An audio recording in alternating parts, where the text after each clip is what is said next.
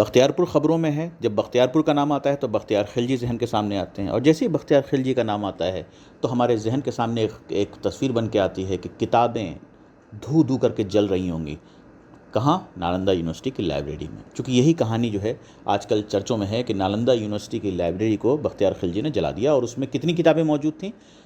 کہنے والوں نے تو 3 لاکھ سے 30 لاکھ تک کا ڈاٹا دے دیا۔ اب کچھ دن اور رک جائیے تو شاید لوگ یہ بھی کہیں گے کہ کروڑوں کتابیں موجود تھیں۔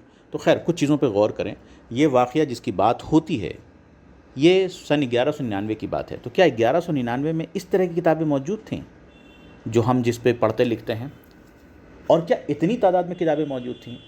1199 کے اندر میں ہندوستان میں اس طرح کے پیپر موجود نہیں تھے۔ پہلی مرتبہ پیپر کا استعمال جو کیا گیا ہے وہ عرب جو لے کے آئے تھے ہندوستان، وہ 13ویں عیسوی میں لے کے آئے تھے، تو یعنی 1199 میں اس طرح کے پیپر موجود ہی نہیں تھے۔ پہلے تو یہ سمجھیں۔ دوسرا، تو اس زمانے میں لوگ کس پہ لکھتے تھے؟ اس زمانے میں لوگ یا تو چمڑوں پہ لکھتے تھے یا لکڑی کی جو اس سے نکلتا ہے اس پہ لکھتے تھے۔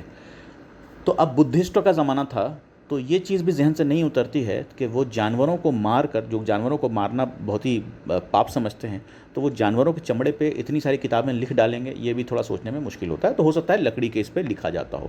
تو بہرحال جو چیزیں سمجھ میں آتی ہیں وہ یہ کہ پیپر موجود نہیں تھا، تو اتنی بڑی تعداد ممکن ہی نہیں ہے کتابوں کی، 3 لاکھ سے 30 لاکھ، جب یہ اخبار، یہ پیپر اس طرح کے موجود نہیں تھے، چونکہ لکڑی کے اس پہ لکھنا یا چمڑے پہ لکھنے میں اتنی زیادہ کتابیں ہو ہی نہیں سکتی ہیں۔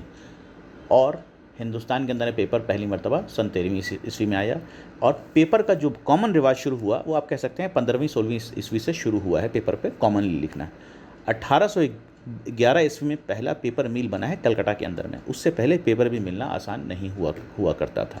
تو یہ باتیں ہیں سوچنے سمجھنے کی، ورنہ سوشل میڈیا کا زمانہ ہے، کوئی بھی کچھ بھی کہہ دیتا ہے، ضرور غور کریں اس پہ۔ شکریہ۔